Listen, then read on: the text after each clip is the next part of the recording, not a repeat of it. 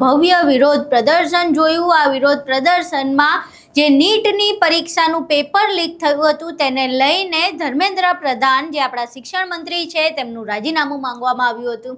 આ આખો જે વિરોધ પ્રદર્શન હતો તે ખૂબ જ શાંતિપૂર્વક ખતમ થયો, પરંતુ જે માંગ હતી એ માંગ પૂરી નથી થઈ। અઠવાડિયાનો સમય આપવામાં આવ્યો છે, પરંતુ અઠવાડિયા બાદ શું? તો આ અઠવાડિયા બાદ શું કરવા જઈ રહ્યા છે તેના વિશે કોકરોચ જનતા પાર્ટીના સ્થાપક એવા અભિજીત દ્વારા આખી ઘટનાને લઈને વાત કરવામાં આવી છે। આખી ઘટના શું છે તેના વિશે વિગતે ચર્ચા કરવી છે। નમસ્કાર, તમે જોઈ રહ્યા છો ચક્રવાત ન્યૂઝ, હું આપની સાથે હેમંત।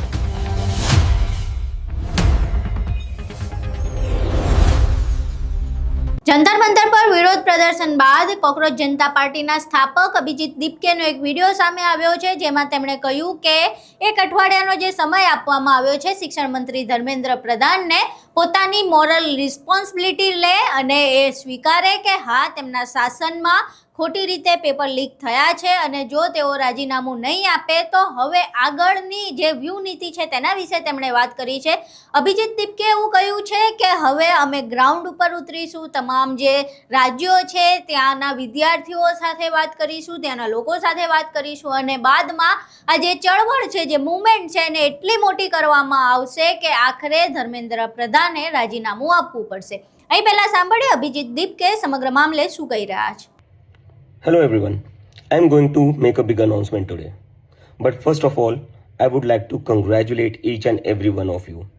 कल जो आप लोगों ने जंतर मंतर पूरा भर दिया था, that was historic. इतना बड़ा प्रोटेस्ट हुआ एकदम पीसफुली और एकदम डेमोक्रेटिकली.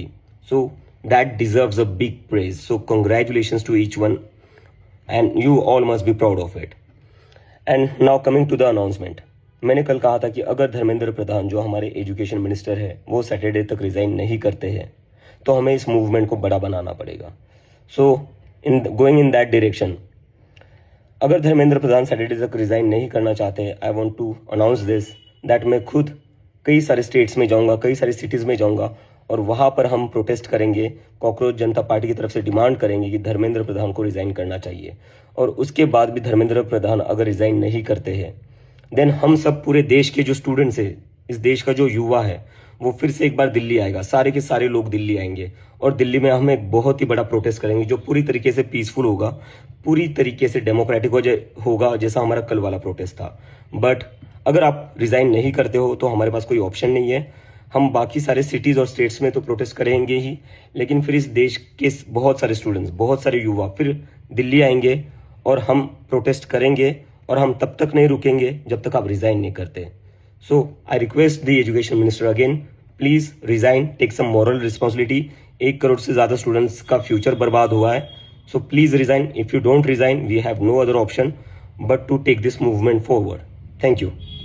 અહીં તમે અભિજીત દીપકેને સાંભળ્યા। હવે સીજેઆઈનું એક નિવેદન હતું કે જે લોકો અનએમ્પ્લોયડ છે, જેની પાસે કોઈ કામ ધંધો નથી, એવા લોકો પત્રકાર બની જાય છે, સોશિયલ મીડિયા પર એક્ટિવિસ્ટ બની જાય છે, આરટીઆઈ એક્ટિવિસ્ટ બની જાય છે અને બાદમાં આ પ્રકારેના કેસો કરતા રહેતા હોય છે। હવે આ નિવેદન બાદથી જે યુવાનો છે તેમને રોષ ભરાયો અને બાદમાં એ રોષે ભરાયેલા જે યુવાનો છે તેમાંથી એકે કટાક્ષ રૂપે બનાવી કોકરોચ જનતા પાર્ટી।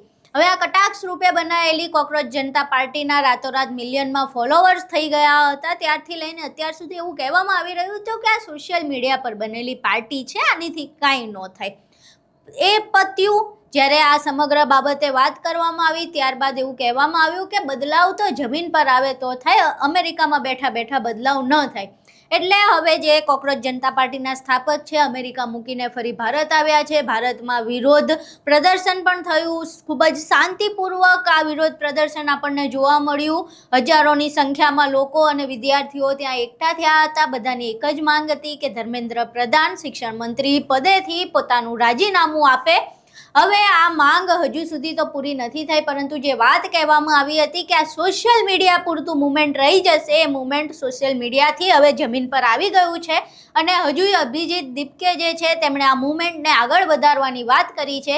ત્યારે જોવું રહ્યું કે શિક્ષણ મંત્રી પદેથી ધર્મેન્દ્ર પ્રધાન રાજીનામું આપે છે કે પછી હજુ આપણે આ સમગ્ર મામલે એક મોટી ચળવળ અને મોટી મુવમેન્ટ જોવા મળી શકે છે। તમારું આ સમગ્ર મામલે શું માનવું છે? તમારા મંતવ્યો અમને કોમેન્ટ બોક્સમાં જરૂર જરૂર જણાવજો. વિડીયો પસંદ આવ્યો હોય તો વિડીયોને લાઇક કરજો, શેર કરજો અને અમારી ચેનલને સબસ્ક્રાઇબ કરવાનું ભૂલશો નહીં. નમસ્કાર.